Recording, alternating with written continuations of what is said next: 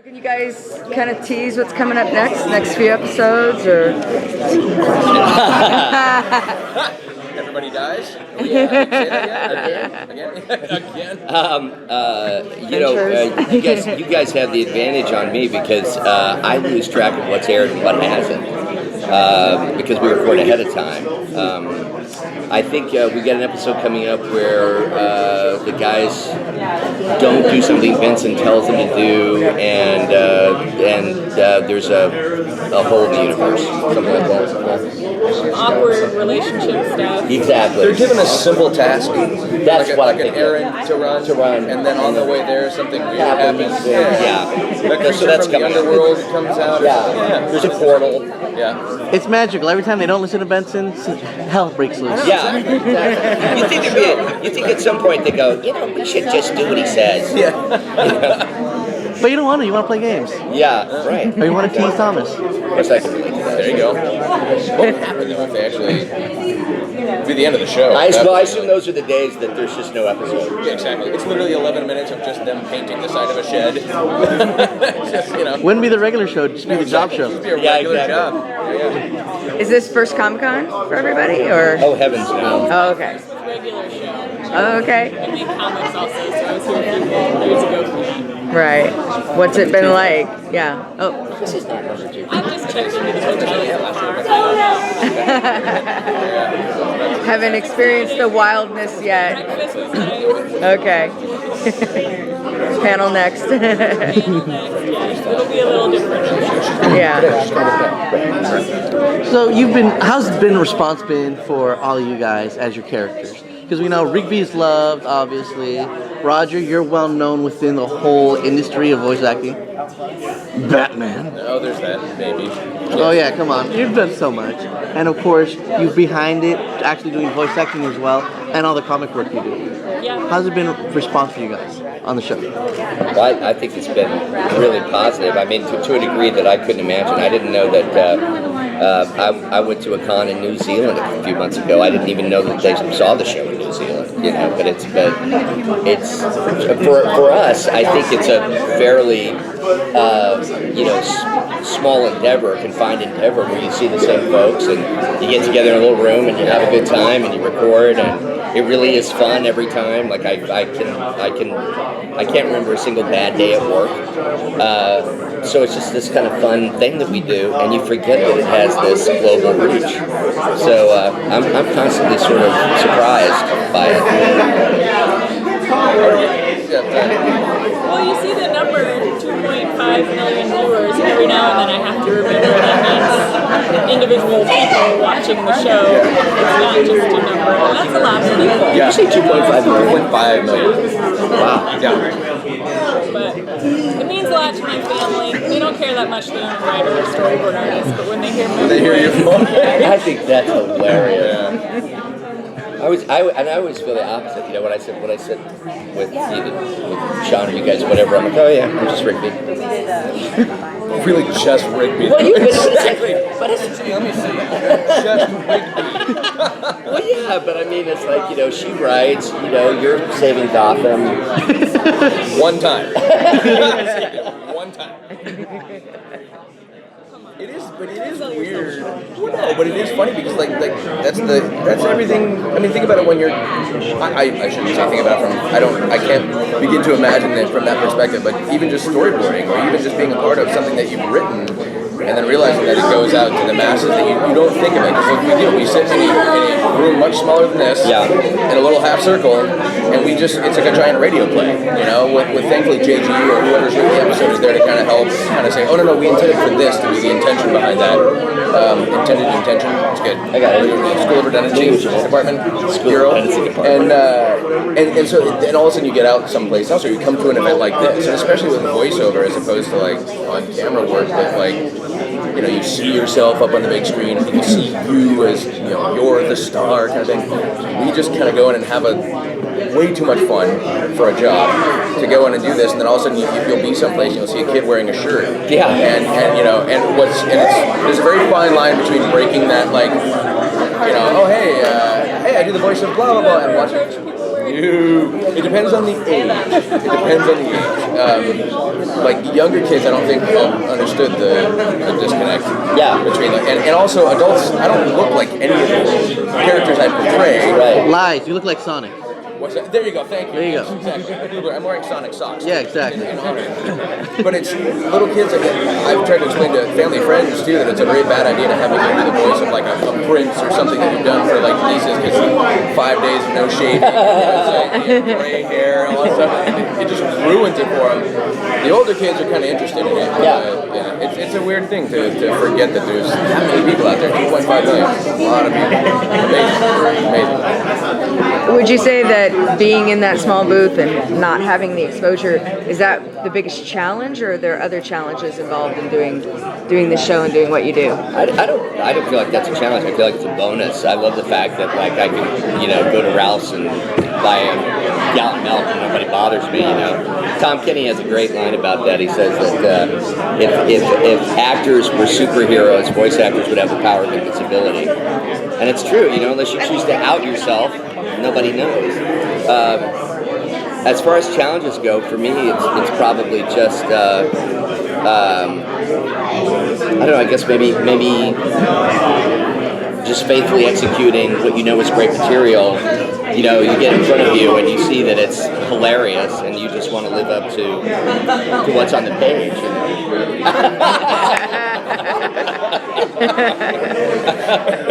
But I'm a big believer. I used to say to people, I act because I'm not smart enough to write. I'm a big believer that you can't have a great performance without great writing. And so for me, it's really just a case of like wanting to take that as far as it can go. I always wonder, I'm curious from your perspective, like, we go in and birth out the little vocal baby kind of thing and just hand it over, and it's like, I wonder if it's the same thing, like, there are times, because it's such a collaborative effort, there's so many people involved to make this one thing when it's done that we see, and I wonder if it's the same thing, like you must envision, like, certain characters, and then all of a sudden you hear what the actors did, and it's like, oh, that's how it worked. What happens most often is that you guys emote in ways that us as viewers and storyboarders do the pitches, and it's always a lower tone, and then there's the for your actors, and that's what you're So we overact, is what you're saying. We're overacting. That's wonderful. Right. Okay, that's fine. Yeah. That's good. No, You yeah. write something and then you guys do whatever with it. Yeah. We're desperate. Yeah. And we try too hard. Right. Yeah. No, but that's interesting because I would imagine it's. I mean, I think people assume that it's like with JG, and I don't know how he does it. I don't know how it is to create something, and then all of a sudden it's like there's a staff, there's a team of people that are like helping you execute what was once essentially almost just your collective vision. It was just your project, and now you got people that you're reading that are writing your words for your characters and stuff. So. No kidding. I like my job. Let's go. Yeah. Done. Leave. Yeah.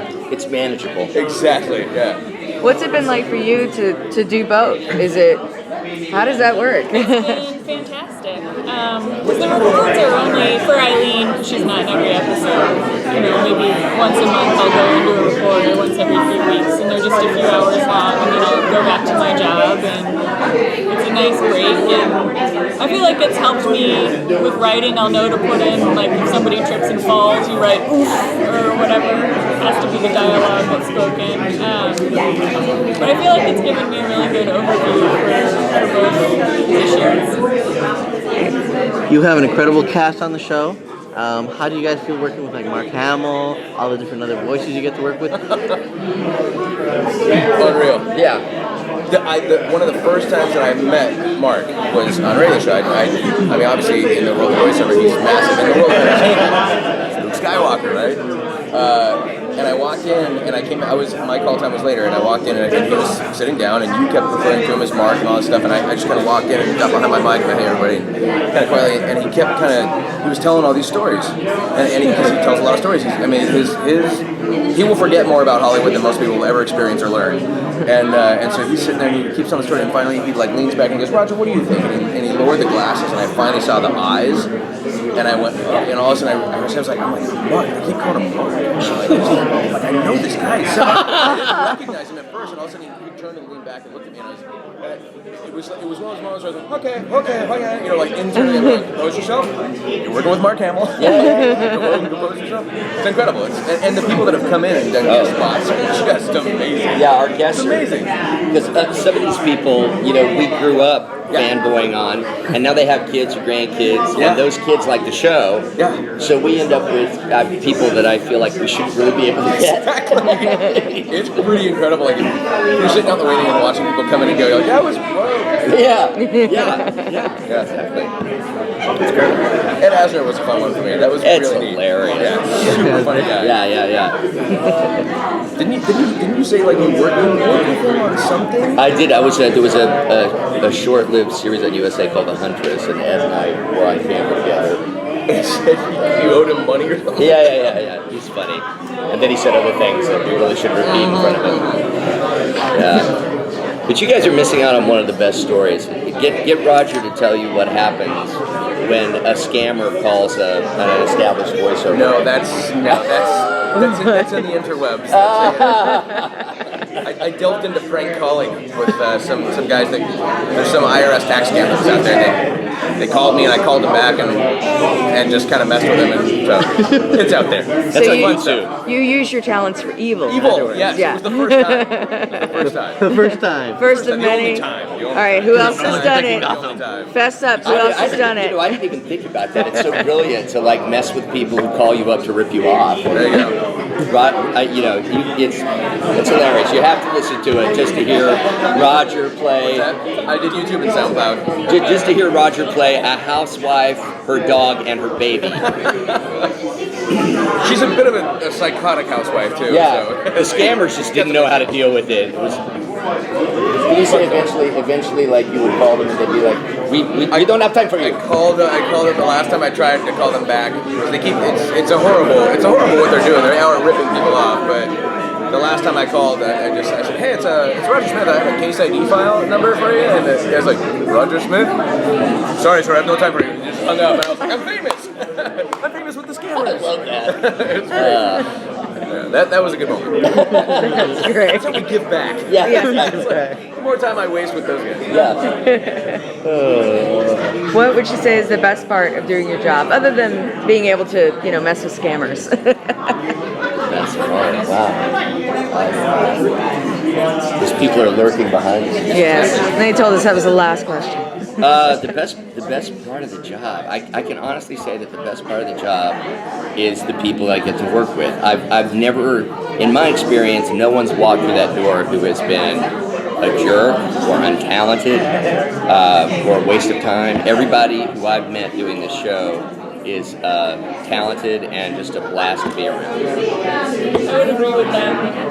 In both the voice acting part and the storyboarding part, everybody has been very delightful and lifelong friends, and it's a good family here at Regular Show. It's awkward. I was just gonna say the cookies in the green room are really good, but I mean, you guys are, tolerable. I mean, like, no, it is. He's literally. You nailed it. Both of you guys nailed it. It's such a blessing. I mean, like, it really is. You just.